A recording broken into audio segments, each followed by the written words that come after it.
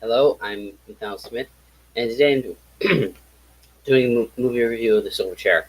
So let me give you a little background here. So BBC, the TV network in Britain, way back when, decided to do an adaptational kind of like I guess mini series, if you want to call it, of the Chronicles of Narnia, and they did four films: Lion, Witch, and the Wardrobe, Prince Caspian, Voyages on Treader, and then Silver Chair. Now, the majority of these films are shit.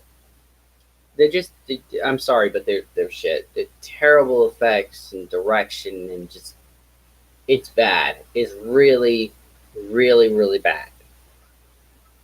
But despite all this, there is one surprisingly good film that actually ends up being surprisingly good, considering how bad all the previous films were, and they were really bad.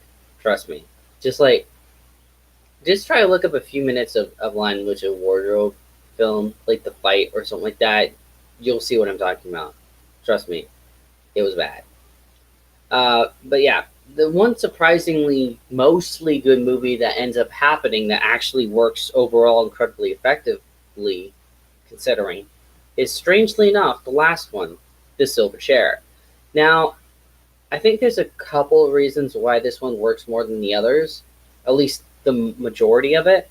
And I think it really comes down to the fact that they have less, the effects that they can do with the Silver Chair is actually more effective than everything else they did prior. Um, Let me explain. In all the other ones, they're like broad daylight with talking animals. They're all like very fake costumes slash animatronic like things that are fake in every obvious sense of the word. It's just with the limited budget that these mini series were made from BBC, and the fact that the time frame which they were released, which I think was like 80s ish, I'm guessing majority of it. It's no wonder it was so shit. Um, but the Silver Chair actually works because the effects, for the most part, can be done rather simply in a very fluent manner. Because the majority of the Silver Chair is in a couple of places. One, it's around the giants, which honestly you can make giants very effectively. You just gotta do this sort of like split screen kind of technique where you have like one shot of one group of people here and another shot of another group of people elsewhere, and then you sort of split them together kind of thing. I don't know I think it's called split screen kind of technique. I don't know what the exact phrase or term that is, but it's essentially like two different shots managed to be, put together. That's why when it comes to like giants or making like giants come to life or making small people come to life, it's a simple effect because it's just like two different shots. Then you just gotta mix in a couple of like location scenes where you have like, you know, you know, small, big objects of small everyday items, and there you go, easy peasy.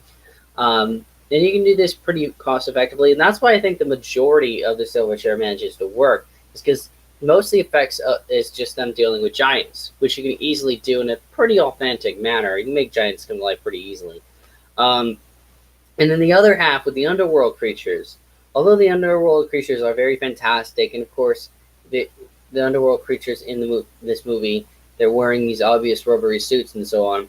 It actually works because most of the time they're in the underground. They're in caves, so there's a lot of darkness there. Yeah, I do think there's maybe one or too many shots where they get too close to the creatures, so you can see a bit too much of their obvious costumes. But and a bit too much lighting on occasion here and there. But overall, yeah, overall the effects actually work pretty well considering because they're in this cave underground with a lot of darkness around them. So I think that really helps it work a lot better. Um, as well as the fact that with this one the props are mostly pretty good. When it's not like talking animals or something like that. Um, and of course there's a lot of great on-screen locations here with some nice castle shots and what have you. That overall is very effective. It does work really well. But I think the real thing that makes the Silver Chair actually worthwhile is who plays Puddleglum. Because Puddleglum is really the character that steals the show. Like once he's introduced, he just steals the show for the rest of the movie until he unfortunately leaves towards the end. And that is, of course, played by Tom fucking Baker. Yes, the Fourth Doctor. And he does a fantastic Puddleglum. He's both, he's both true to Puddleglum's character overall, but at the same time, he's Tom Baker while still having a bit of the Doctor in him as well. And it doesn't feel phased at all. And you can tell Tom Baker was having just a blast with this role. Just that one sequence where he's using like the costume rubber feet, hands, that they gave him, and just like, you know, you know, uh, it's yeah, surprisingly good. That's why the majority of the Silverchair is surprisingly good compared to the rest of the BBC series of this. The effects are effective. You have, Tom Baker steals the show. I think another thing as well is because you only have to deal with 2 children instead of like 4. It makes even the child acting a lot better, I think.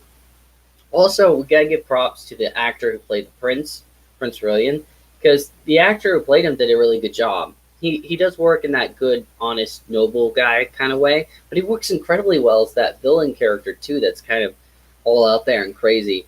And yeah, overall, I was just surprised at how good this film is for the most part compared to like everything before it. Like, there's still some obvious bad elements to the Silverchair, but most of it is only crammed towards the very beginning, like the first 30 minutes before Tom Baker or Puddleglum is introduced, and like the last 15-ish minutes when Tom Baker Puddleglum leaves. And yeah, and the reason for that is obvious. It's because a lot of the effects they try to do in that is not good.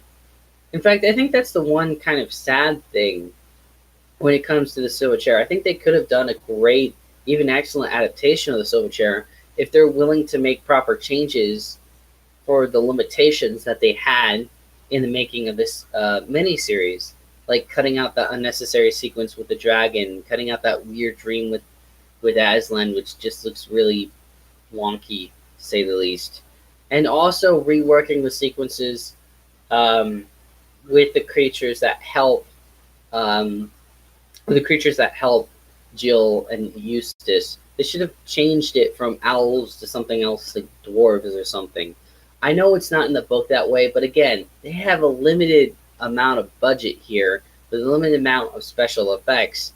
And I think it would have worked better for them to try and, just make subtle enough changes to work within their limit instead of trying to bring these owls to life and instead having these people in these ridiculous costumes that look so fucking fake. I digress. Overall, though, the majority of the Silverchair, especially the middle of it when Tom Baker's introduced and so on, is so good overall that it's worth it. It is worth it. Not everything before it, though. Definitely not everything before it. Or after it. Well, there's not much. You know what I mean. It's just, yeah. Yeah, it's like this surprising gem in a lot of crap.